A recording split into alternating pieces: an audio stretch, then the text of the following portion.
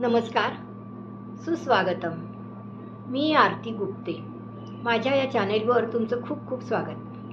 आज मी तुमच्यासमोर ज्येष्ठ आणि श्रेष्ठ साहित्यिक, सत्कवी, प्राध्यापक सूर्यकांत द वैद्य यांनी लिहिलेली एक सुरेख रचना सादर करत आहे. कवितेचं शीर्षक आहे जिथे घालं मेलं नाही. ऐकूया तर. माझा सखा विश्वदेव वैकुंठात तो वसतीला. माझा सखा विश्वदेव वैकुंठात तो वसतीला. पसाऱ्यात कुठेतरी माझा अवतर झाला. पसाऱ्यात कुठेतरी माझा अवतर झाला.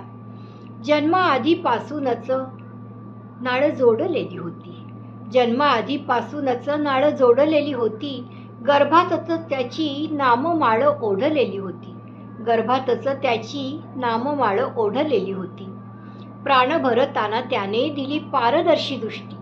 प्राण भरताना त्याने दिली पारदर्शी दृष्टी. सहजच डोळा येई सृष्टी पल्ल्याडली सृष्टी. सहजच डोळा येई सृष्टी पल्ल्याडली सृष्टी. जिण्यासाठी झुंजणाऱ्या इथे दाट जंगलात. जिण्यासाठी झुंजणाऱ्या इथे दाट जंगलात.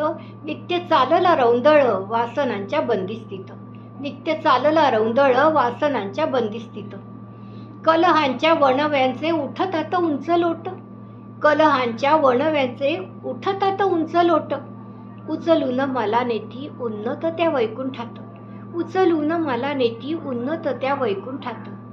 जिथे घालं मेलं नाही आलं बेलं तालस्वर. जिथे घालं मेलं नाही आलं बेलं तालस्वर. प्रसन्नतेत घुमतो विश्वशांतीचा गजर.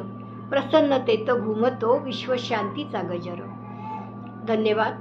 कवी आहेत सत्कवी सूर्यकांत द वैद्य आणि सादर करती आरती गुप्ते.